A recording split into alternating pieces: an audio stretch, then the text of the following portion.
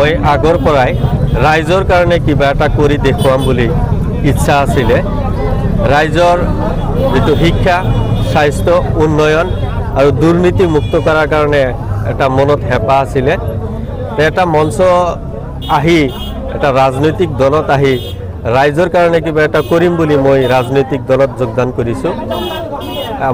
মই এডভোকেচি কৰিছোঁ, অধিবক্তা। মই 11 বছৰ হ'ল ওকালতি কৰি আছোঁ। ৰাইজৰ কাৰণে যিখিনি কৰিছোঁ, মোৰ লগত যিখিনি ব্যক্তিয়ে সুসম্পৰ্ক ৰাখিছে তেওঁলোকে ভালকৈ গম পায়। মই ৰাইজৰ সেৱা কৰাৰ কাৰণে মানে ৰাজনৈতিক দলত মই যোগদান কৰিছোঁ। আচলতে শুনিবলৈ পোৱা যায় যে ইডিঅ' হৈছে বিজেপিৰ বি টিম, এইটো কি ক'ব? আচলতে চাওক, কংগ্ৰেছ দলটো হ'ল বিজেপিৰ বি টিম। আমাৰ মানুহৰ ভোটখিনিহে কংগ্ৰেছে পায়, বাকী মানুহে কিমানজনে কংগ্ৰেছ কৰিছে চাওক। আজি 100ৰ ওপৰত জিলা পৰিষদৰ সদস্য বিনা প্ৰতিদ্বন্দ্বিতাত জয়ী হৈছে। মাইনৰিটি অঞ্চলত হৈছে জানো? কোনটো অঞ্চলত হৈছে? খবৰ কৰিলে গম পাব। আমাৰ টিভি চেনেল, বাতৰিত আপোনালোকে দেখিলে ৰাইজে গম পাইছে ইতিমধ্যে। আৰু মাইনৰিটি মানুহৰ ভোট লৈ, সংখ্যালঘু মানুহৰ ভোট লৈ কংগ্ৰেছে দম্বলি মাৰি থাকে।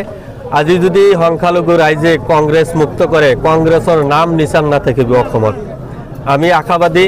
এতিয়া আমাৰ চমৰীয়া সমষ্টিত UDFৰ বাদে কোনো দলৰ অস্তিত্ব নাই। একমাত্ৰ UDFৰ কথাই মানুহৰ ৰাইজৰ মুখে মুখে।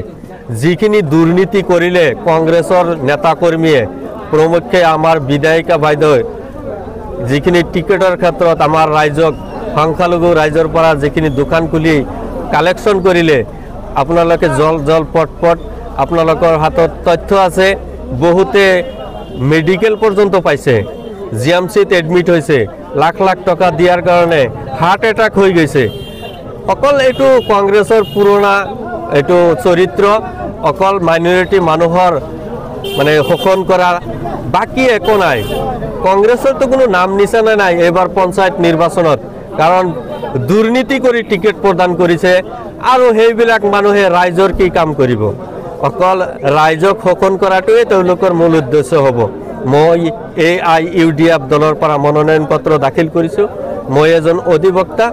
যদি ৰাইজে চাই, ইতিমধ্যে ৰাইজে সিদ্ধান্ত লৈছে যে আপুনি ওলাই আহিছে, আপোনাৰ কাষত আছোঁ। ৰাইজৰ মুখে মুখে যে নুৰ আলম খান আহিছে, দল বল নিৰ্বিশেষে যিকোনো ব্যক্তিৰ মুখত আপোনাৰ চাব যে যোগ্য ব্যক্তিক আমি ভোট প্ৰদান কৰিম। এতিয়া ৰাইজ সচেতন, তেওঁলোকে চব বুজি পায়। এইখিনি আৰু। আপুনি কিমান আশাবাদী আপুনি জয়ী হ'ব? মই 100% নিশ্চিত। ভোটাৰ ৰাইজৰ যিকোনো মানুহৰ কাষত মই থিয় দিলে 100% মানুহে মোক সমৰ্থন জনাইছে। 100ৰ ভিতৰত 100 মানুহে সমৰ্থন জনাইছে। কাৰণ যিখিনি মানুহ আপোনালোকে চাইছে যে সমাজৰ নেতৃত্ব দিছিল কংগ্ৰেছ দলৰ পৰা, 100% মানুহ আজি ওলাই আহিছে, UDFত যোগদান কৰিছে, ৰাইজক কিবা এটা কৰি দেখুৱাম বুলি। আৰু যিখিনি মানুহে কংগ্ৰেছলৈ দৌৰাদৌৰি কৰি আছে, তেওঁলোকে আচলতে দুৰ্নীতি কৰা মানুহ।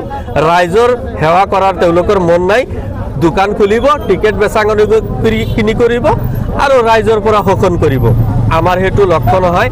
আমাৰ AIUDF দলৰ লক্ষ্য হ'ল শিক্ষাৰ উন্নয়ন, স্বাস্থ্যৰ উন্নয়ন, ৰাইজৰ সেৱা কৰা আৰু দুৰ্নীতি মুক্ত কৰা।